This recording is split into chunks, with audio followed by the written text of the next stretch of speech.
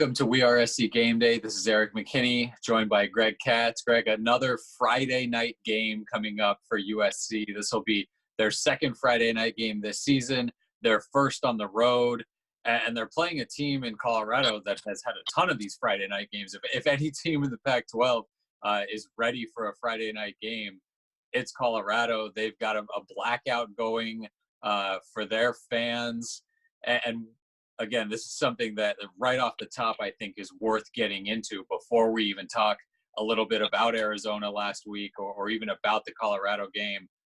Friday night road game for USC. Forget who they're playing.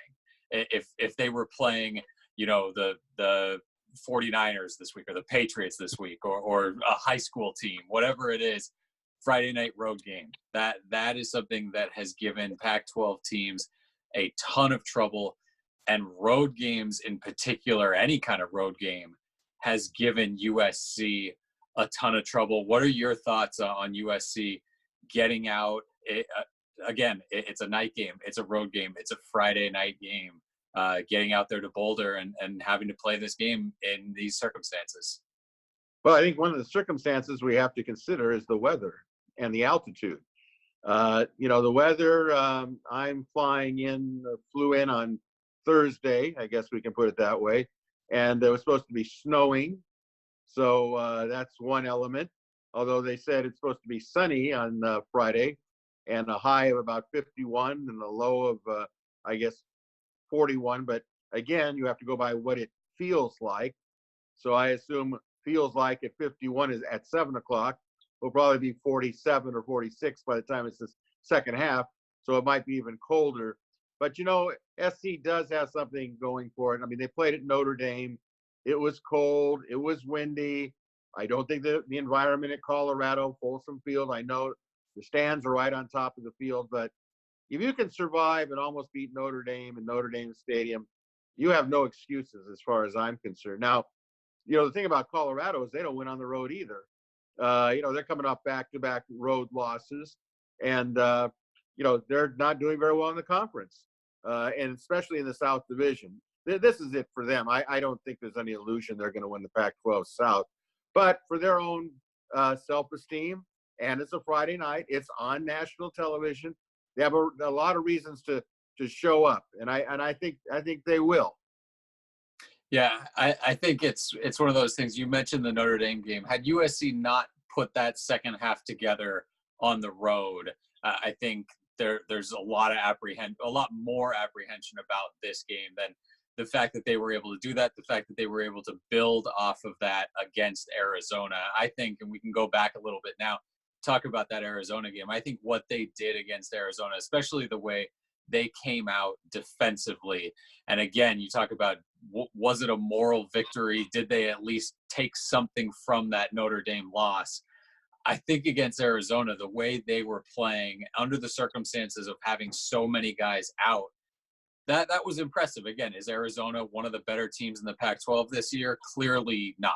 I mean, they can't sort of get things figured out on both sides of the ball at the same time. But when a team like that comes into your home stadium, you have to treat them the way USC did. And I think that was a positive. I think this team, again, for being 4-3 on the season, which certainly is not where anybody affiliated with USC wanted to be at this point, the fact that they were able to play like that against Notre Dame, the fact that they were able to play like that against Arizona, I think they take a lot of momentum in to this road trip to Colorado. Looking back at Arizona, again, it's the lineup that we saw getting down to a fourth string, fifth string running back in Keenan Christon and Quincy Jauti with Vavae Malepeai, Stephen Carr, Marquise Stepp all out. That's going to be the case again against Colorado. Drake Jackson, Christian Rector likely not to play against Colorado. Clay Helton said 50-50 for Christian Rector.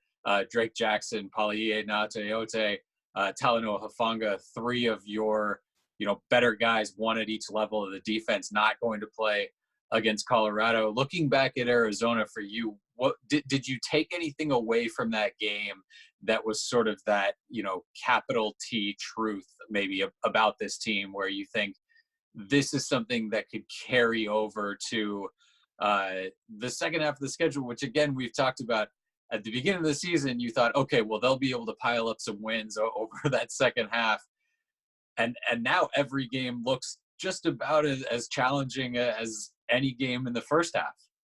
Well, I think it's because of the personnel situations.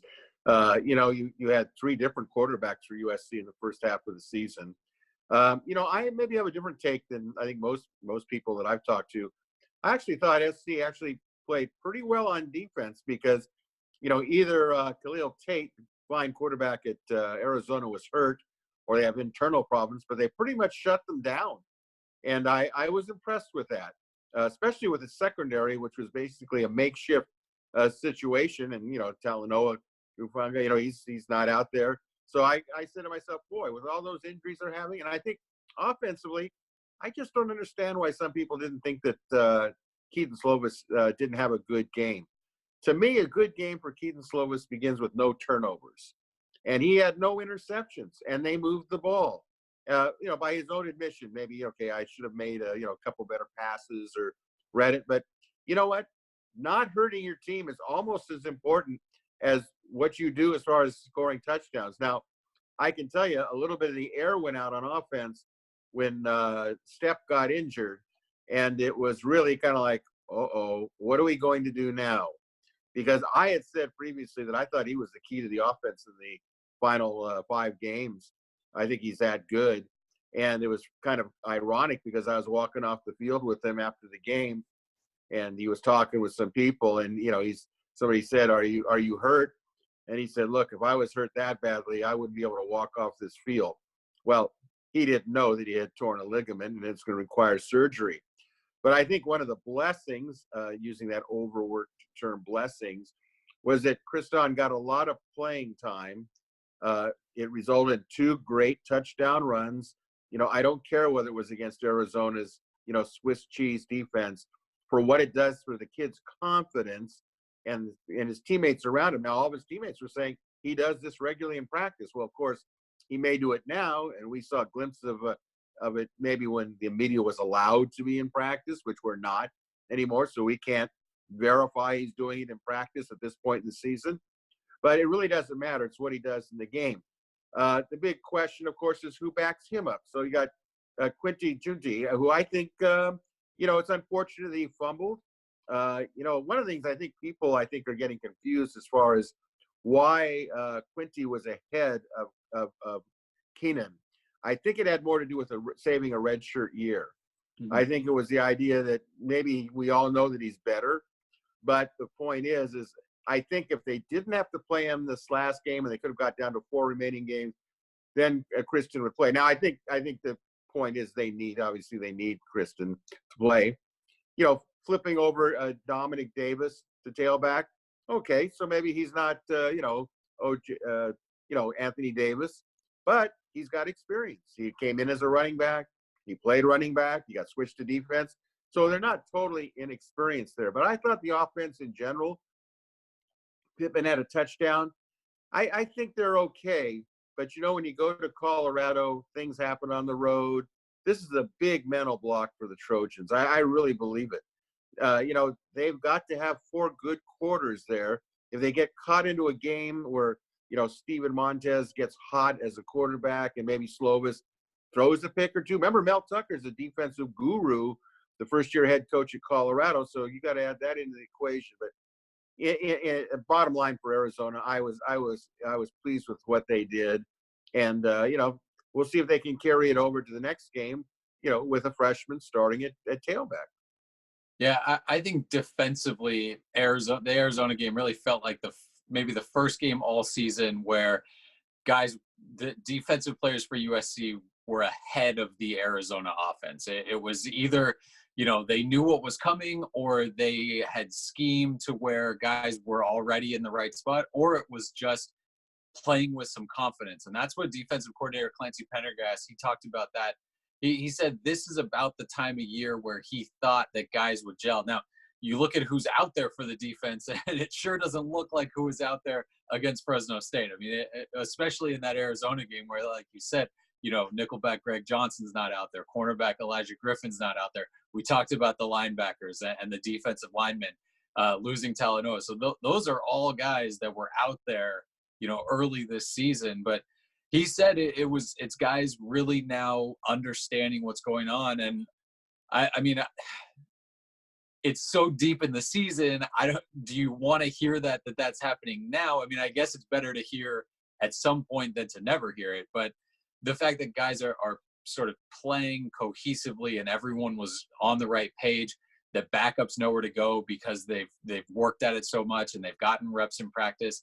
I think that was big. I think it's going to be interesting to see if the defense plays with that kind of confidence again on the road against Arizona, where again now some of those guys, you talk about Kanai Mauga, the game that he had, which was just phenomenal. You're a little bit on tape now, and can opposing offenses attack you a little bit? That'll be something I think to watch. If that was just kind of an adrenaline playing at home, here's my shot. Can you continue playing like that? There's a reason that Drake Jackson just bullied himself into the starting lineup. There's a reason that Talanoa Hufanga is looked at as your big time leader in the secondary.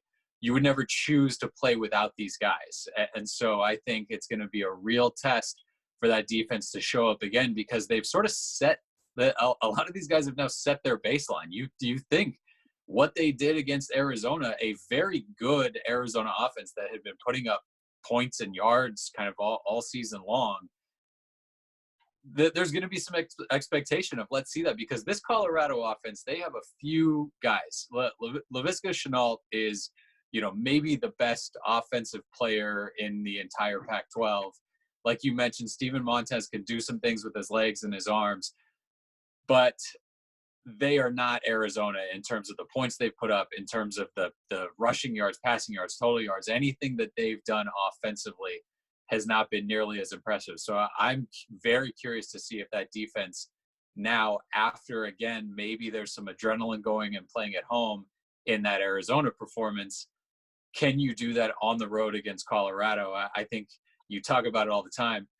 I mean, the sort of cliche, when you go on the road, you bring your run game, you bring your defense. They're leaving a lot of their run game at home, unable to play in this game. And again, they're leaving a lot of their defense at home too, but can that show up and go? I think your point about Keenan Kristen getting some time, getting some reps, getting some carries, getting tackled, and understanding that speed does translate to games. I mean, he ran away from Arizona defensive players.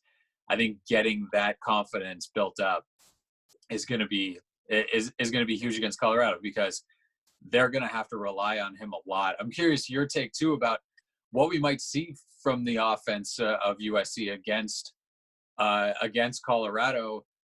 Clay Helton sort of said, yeah, we've got running backs there. We also have some wrinkles that we can do, in the run game to help us out. Obviously wasn't going to sort of show his hand any more than he had to when it came to that. But feels like Keaton Slovis, like you mentioned, a true freshman still, but the performances that he is putting together and really strung together after that BYU game, it's been really impressive. For me, the biggest key offensively, and I'll get your biggest key offensively too, starting fast. I think you can't let Colorado trick you for a quarter and a half.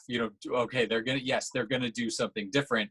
Can you adjust to it a little bit faster? Certainly faster than you did against Notre Dame, and faster also than you did against Arizona, because again, you talk about the Friday night game. This is one of those things. If you kind of trip and stumble offensively for a little while and Colorado finds a touchdown here and there and it's close, getting late in the game, it might not matter how well you play defensively. I think offensively, this is one of those games where you have to carry that momentum and score 10, 14, 17, points in the first quarter and get going, because this Colorado defense in the first half this year has just, they've let teams just jump all over them. Looking at this game, I think Arizona State's first half, when you look at just first halves and second halves, Arizona State's first quarter, I think, was the only quarter in those first and second quarters this year that they've held an opposing offense under 100 yards. So you can't let that happen, I think, if you're USC. No matter the backups, and no matter the situation, for me, it's jumping out early.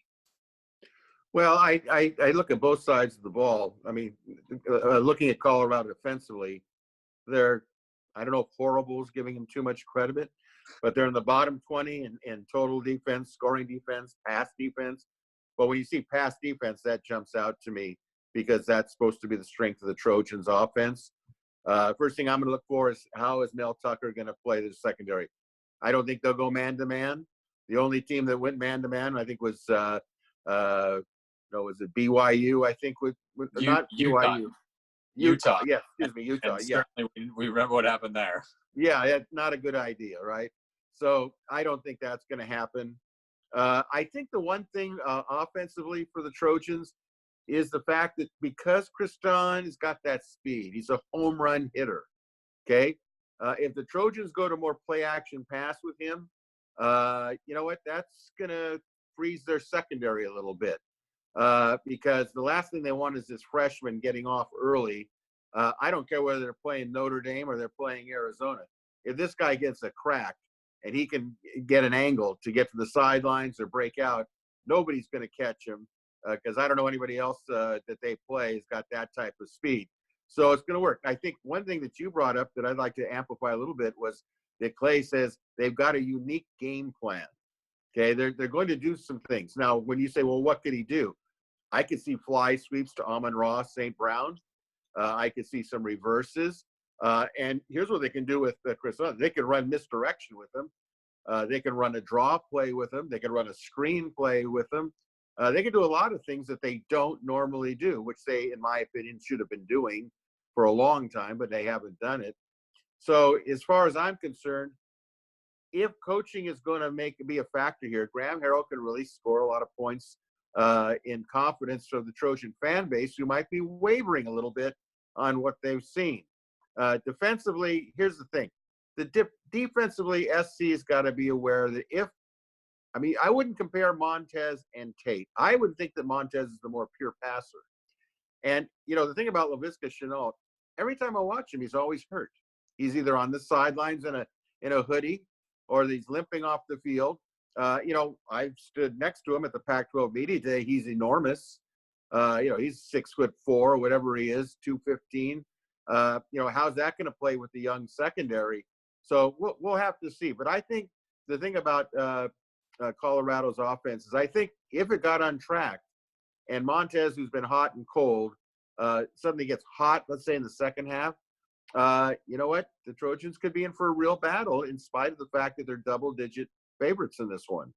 Yeah, I think getting those guys back in the secondary, getting Greg Johnson back, even though Max Williams certainly has played terrifically, and I think he's sort of a mainstay in that secondary moving forward. But getting Elijah Griffin back on the outside and Isaac Taylor Stewart surprisingly played as much as he did against Arizona, but his health going to continue to improve. It's going to be interesting to see. Chris Steele, the true freshman cornerback, he tweaked his knee in a practice on Tuesday. Clay Helton said probably more of a game time decision on him, but getting those other three guys back and sort of much closer to full health, I think is big against a Colorado offense, again, that wants to run the ball, but they've got some weapons at wide receiver, and you couldn't afford to go with a bunch of true freshmen, I think, in the secondary. Again, that would have been a tough task. Again, trying to figure out where Laviska Shenault is lining up because, like you mentioned, he was banged up again this year. He had a core muscle injury. Colorado coach Mel Tucker didn't want to go into a ton of detail about what was going on with him, but missed the game and has sort of been limited. But he's a guy that can line up out wide and end up taking a handoff. He can line up just straight in the Wildcat. He hit USC for a long touchdown run in the game last year, around 50 yards. And he has speed and strength, and he is a tough matchup if he's fully healthy. And so he will be the guy to watch. And then Alex Fontenot, the running back, has sort of really come on. He's coming off a 100-yard game against Washington State. So Colorado is sort of they're what they've been, the past few years. A handful of weapons offensively, still not, it's a sizable offensive line, but certainly nothing, that worries you after, USC went up against Notre Dame, and it wasn't a phenomenal, performance against Notre Dame, but they've seen, they've seen a real offensive line, and the Colorado offensive line is fine, but certainly nowhere near what you're talking about when you talk about a Notre Dame offensive line. So one other point I think that's interesting when we talk about the run game, because the passing game is going to be important. That Graham Harrell wants to throw the ball. Clay Helton wants to throw the ball. You've got a quarterback now that has proven that he can take care of the ball and can make the right decisions. But I think it's interesting when you look at Keenan Christian. We talked about him getting some confidence and a comfort level with what he did. I think it's important for him to have put that on tape, because I think the Colorado defense comes in and maybe they're overthinking what he could. I mean, they've seen the speed now. They know what it is. You're not sort of guessing. And I think that's the kind of thing where, maybe somebody's out of position because they're trying to overplay him, or you could take advantage of that a little bit. And I would expect certainly the run game against Colorado, because you have those running backs where you really don't want a guy like that sitting back there and trying to pick up, blitzes from 230-pound running backs, or trying to, take on a defensive end or anything like that. I think you've got, wide receiver screen game. I think you've got some maybe design swing passes. Like you said, that, we've seen them throw the shovel pass, I think, a couple times. So those could all be things that kind of play into when you talk about run game. They're throws, but it all sort of works in that run game. But I think overall, this is just a game for me, and I'm guessing for you too, where this is setting up the Oregon game. How much confidence sort of can you take out of this performance to then come home and play what is the biggest game left of the year against Oregon? So I think that's going to be, for me at least, what you're taking out. Can you go take care of business against Colorado, which they did against Arizona? I mean, that's one of those things that there's so much kind of off the field talk about the coach and where they're going to go and what's going to happen there. But they took care of business against Arizona. This is another chance for them to go and take care of business, finally get that win on the road. USC 0-3 on the road this year. Colorado 0-13 against USC in its history. So one of those sides is getting a win on Friday night.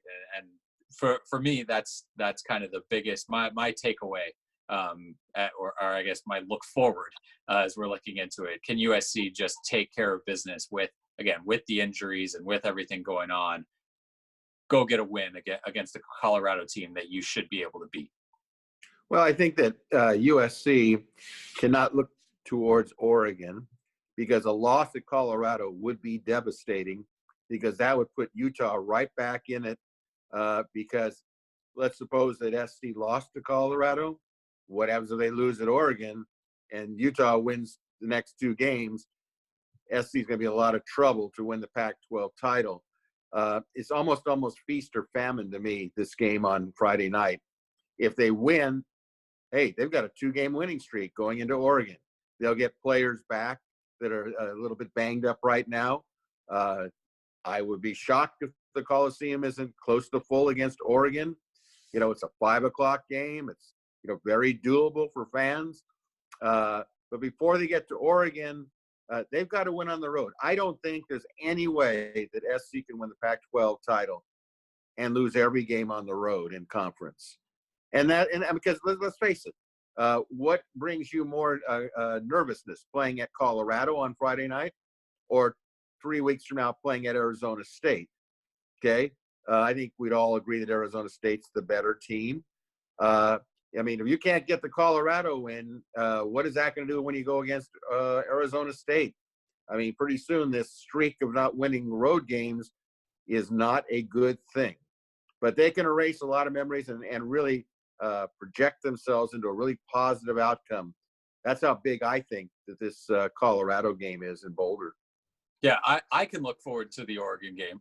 They cannot. I think that's a good point. They've got to be able to handle it. And Hunter Echols this week, he said, that they're fully in that every game's a championship game. And you hear that all the time. Can they actually carry that on the field? Can they play Friday night like that's what it is? Because like you said, Utah seems to have found something. And boy, I would not, if I was USC, I would not like to bet on them dropping a game before the end of the season. So USC is really going to need to keep pace and keep winning. From here, let's go into a little bit of the Pac-12 this weekend. A couple of interesting games. I want to do one that maybe ends up not being so interesting, but Arizona State, a team that USC, like you mentioned, gets in a few weeks. They're coming out to LA. They play UCLA. Quick thought, Arizona State winning that game against UCLA? I think that Arizona State should beat UCLA, but there's just something about this UCLA team. If you can go to Washington State and pour on 67 points away on the road, and then you come back and look what they did to Stanford. And I know Stanford isn't world beaters this year, but you know what? They're capable of winning a game against an Arizona State. Remember, Arizona State's got a lot of guys from Southern California on their team. And there's a little added pressure when that happens. And I think UCLA kind of figures, this is a winnable game for us.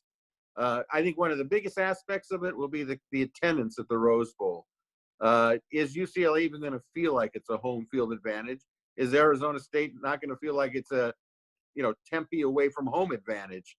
So a lot of it's going to be, played on it. What's your thoughts on that Arizona State UCLA game? For some reason, I picked UCLA earlier in the year on one of these things, and they ended up losing. But I feel like UCLA is, for some, I think they're getting better, and I think Arizona State, Utah, that's one of those things where Utah can beat you a couple weeks in a row when they put that sort of defensive performance together against you. So I do think UCLA gets a win against Arizona State. If the early season UCLA team shows up, it wouldn't surprise me that much if Arizona State kind of gets on track a little bit. But I think that's kind of an interesting one to watch. And certainly any team that USC has coming up is going to be interesting to watch. And speaking of that, Oregon hosts Washington State. Washington State just got done beating Colorado by a ton last week. But this is one of those things that could kind of put a real damper on the Pac-12 overall. If Oregon loses another game, you kind of have, I guess Utah is probably still in that playoff talk, but Oregon seems to be the team right now that's kind of trending that way. And they'll trip to USC afterward. I think that this Oregon team is for real. I think they beat Washington State on Saturday. Totally agree. Totally agree. So then let's get to the one that matters. Your pick for USC going out to Colorado Friday night. Well, if USC plays as well as USC can play, and Colorado plays as well as they can play, USC is going to win. I'm not going to tell you. I'm not going to say it's by 24 points or 28 points. I think one of the people to pay attention to will be place kicker Chase McGrath. This is a Chase McGrath type of game where anything can happen in that cold weather, and it's sometimes a little harder to kick field goals than cold weather. But I like that as a. I don't think it's a secret weapon, but it's definitely a weapon. I'm with you. I think it's close. I think USC wins, but I just don't know if it's going to be that blowout. I need to see this offense be able to pick it up quickly. Early in the season, it was happening. They were scoring on their first couple drives of a few of those early games. It just hasn't happened lately as defenses have gotten that film and they've been able to adjust. Until I see that sort of pick up again, this is one of those games where you can see it kind of, some punts early and maybe there's a turnover or something and it stays close for a little bit. USC has the talent to go in and beat Colorado. Neutral field at the Coliseum. We're not really talking about, is this game close? But like you mentioned, there's something about that road game. Until they get over the hump, it's just too tough to predict that they're going to go do it because they haven't yet. So I think both of us are comfortable, assuming USC gets out of there with a win. But the way it happens and point spread and all that stuff, I think it could end up being an interesting game. So we'll see how that goes. Again, Friday night, the kick as USC travels to Boulder to take on the Colorado Buffaloes. That's our look at it for Greg Katz. This is Erik McKinney. Thanks for watching WeAreSC Game Day.